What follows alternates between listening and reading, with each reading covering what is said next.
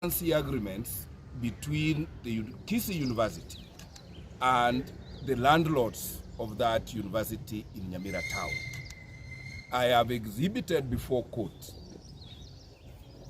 termination letters of that tenancy showing no reasonable cause recognized in law. And my prayers to the Honorable Court is that while Kisii University is being bullied to open or start other universities elsewhere, which is not of material interest to me, on behalf of the people of West Mugirango, I am seeking orders to compel Kisii University to resume the teaching programs they were running in Nyamira town. Yes.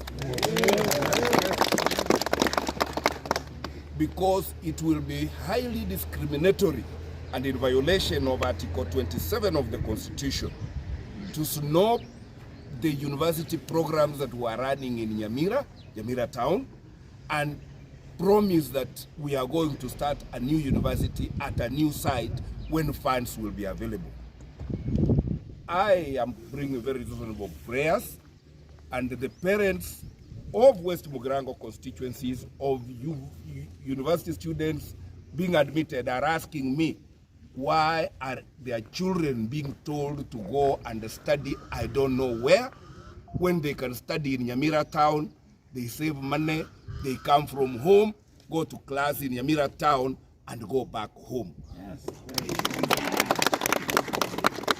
And in this, we are not asking for too much. Media, you have joined me in an inspection tour of the teaching facilities of Kisii University in Nyamira town. Everything is intact. The lecture rooms are there. The furniture is there. The teaching materials are there. Why on earth would Nyamira people, why on earth would West Mugirango people be condemned with a shutdown of the university facility in their town as if they are children of a lesser God? And that is why we are seeking judicial intervention, in all fairness, that the students that have been admitted to join university in Kisii University this year, some of those students should be dispatched, particularly those who come from West Mugirango, should be dispatched to learn in the teaching facility in Nyamira town. Thank you. Na mimi, I want to apologize to the president, because if my president had known this when he was going to Kiabonyoru, he would not have done what he did. But I want to assure His Excellency the President that when he comes to visit West Mugirango in October, one of the sites I will recommend him to visit is the Nyamira University or Kisii University operating in Nyamira. Aone watoto wetu wakisoma na tukisema hivyo, sisi hatutaki malumbano na kiongozi ama mwananchi wowote wa pande yoyote. Sisi ni watu tunatii sheria, na ile tunaomba ni ile ilikuwa. Ile ilikuwa ndio tunaomba. And if the country and the government has new money to create new universities, we wish the country a lot of luck.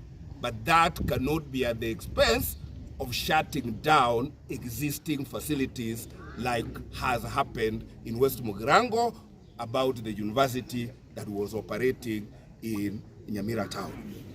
I want to urge Professor Ogechi of Kisii University that as the people of Nyamira have made a humble plea that we have a hospital in Nyamira that is capable of being a quality facility for teaching students of medicine, nursing, and pharmacy.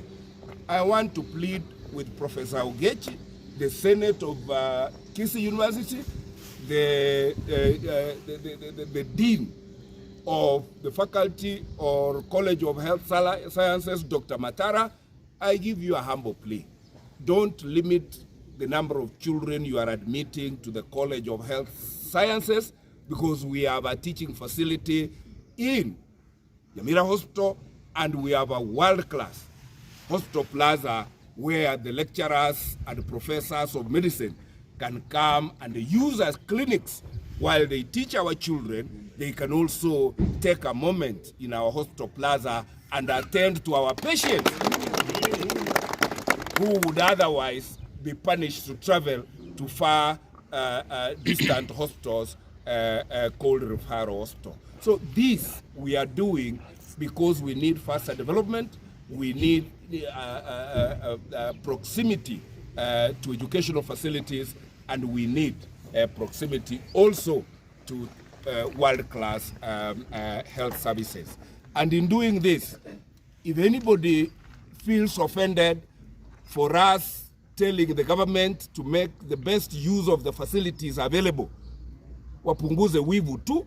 Kenya ni moja tuko, tusaidiane hii Kenya iendelee mbele. Yeah? A university in Nyamira town is a university in Nyamira county, is a university within Kenya. Wacha kufanyiana wivu. Yeah? Kama wewe umepromisiwa pesa yako unaenda kutafutiwa, we support and pray for you. Yeah? But wacha sisi ambao tulikuwa tuna program zetu zinaendelea, wacha mdomo mbaya. Yeah? Don't poison the president's mind and head. All we want is to help the president deliver, and one of the deliverables, the most low-lying fruit, is resumption of teaching by Kisii University within Nyamira town.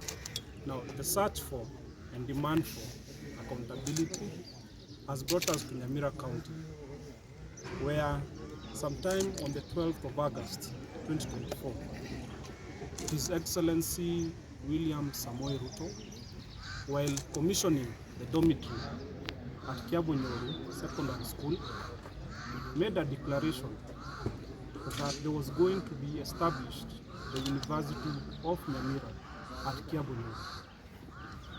Now, what His Excellency did not know at that time was that the jeering and the coercion from members of the public, who we have information had been brought by the MP for North Mugirango, is what made him make that roadside declaration.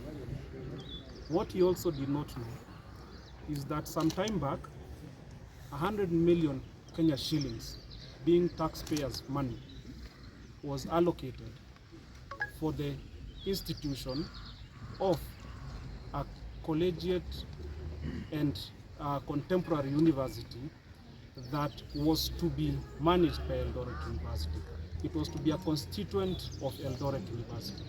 However, very many years down the line, that was not done. So what we are telling the president is that currently, Kiabonyoru ward is a crime scene, and that should not be a basis and cannot be a site for another university. What we are also telling the president and the Honorable Court is that by making that declaration through coercion and jeering and what seemed to be some sort of protests was only meant to make sure that what happened with the 100 million shillings goes down the drain. No, we cannot happen. We cannot allow that to happen, because as social defenders of the rule of law, accountability, and public funds, we are telling the Honorable Court that it should not allow that what happened to the 100 million Kenya shillings of public funds should not go down the drain just like that. We should have accountability. The people of Nyamira should be told where their taxes went, and we need to see an institution there. Now, we have enjoined in this petition the Commission for University of Education, together with the Cabinet Secretary Ministry of Education, to tell him that where there is a consultation of the establishment of Nyamira University, the same should not be done anywhere near Kiabonyoru ward. The reason being, Kiabonyoru ward, as I have said earlier on, is a crime scene, and a crime scene of taxpayers' money. Now, we're also not letting it slide. And in that petition, we've also had the chance of enjoining, or not enjoining, but rather joining the EACC and the DPP. And we are telling the DPP and the EACC that you are mandated by law and by the Constitution that gives you the powers to ensure that you have investigated and made accountable of all public funds.